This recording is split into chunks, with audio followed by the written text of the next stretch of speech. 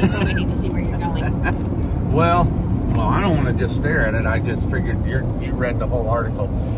We just were scrolling through some emails while we were headed up to Indianapolis, and this bioidentical hormone stuff comes up again, and all the red flag waving hormones cause cancer, women shouldn't be on hormones, and that's absolutely not true. I have said several times in past posts talking about the science, and everybody, science has been politicized, and so now we have an issue with, we have an experiment that was done. When was that experiment done? 2002. So we have 23-year-old science, the Women's Health Study. And why did they stop that? I don't know why they stopped it early. They stopped it because the women were getting cancer. Yeah, but the flaw in this study is they didn't use healthy women and women of all ages. They used very sick women and women that have already been through menopause, and they were very late in age. And they used conjugated estrogen, which is made from pregnant mare urine. They used synthetic progesterone that does not mimic the progesterone in your body. I can show you. They didn't utilize testosterone, which is extremely important to females as well as males. And they didn't see the study through. And so your hormones all work in balance. They all have to be balanced, and they have to be bioidentical, and that is key. Once again, in science, in our science, we want to have one thing that we do. Oh, you're low on testosterone. We're just going to give you testosterone. Well, here's the problem. What happens if you're extremely stressed? What happens to testosterone if you're extremely stressed?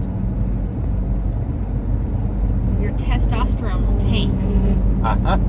And it goes into bad. Well, and you aromatase your testosterone into bad estrogens, or too much estrogens. And so this is an example, and this is why when you see doctors and hear doctors kind of like, I know what the science says, but that's not what actually we see in practice. And this is another case of that. It's not that the scientific method is wrong. It's that we have human beings that have vested interests in certain outcomes. And so, and in this case, in the Women's Health Initiative, they had a brand new type of estrogen that they could use, pregnant mare's urine, Premarin. And so they wanted this to show that Premarin was great for women. Because what happened to women that were using Premarin? Well, they got their libido back. Their vaginal dryness went away. All of these things, all of these good things happened for them. But yet, they started to see more incidents of cancer. They saw problems happening because that estrogen is for horses. It's not estrogen designed for females. And then all of a sudden, because we have this outcome that we don't like, they just pitch the whole study. Well, now wait a minute. Why don't we take the pieces that are good out of that? Well, if we do figure out estrogen is good, and it does help women, and it does give them their cognitive abilities back, their libido back, it helps rejuvenate the vagina. If all of these things actually happen, then why don't we look at the form that we're giving and try to figure out a different form? And this is the problem with basically all of our old science. Our old science was driven by industry that had vested interests, and so we need objective, truly objective data. Dr. Peter Attia is amazing at picking apart studies, and he does a fabulous job of it. But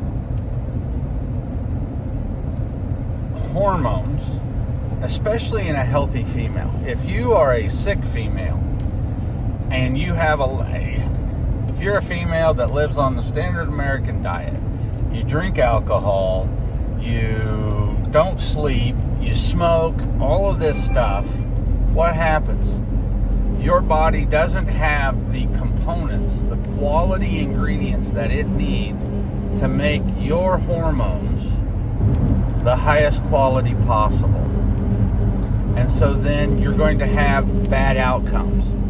You have to have everything in line. You have to have the lifestyle. You have to have the diet.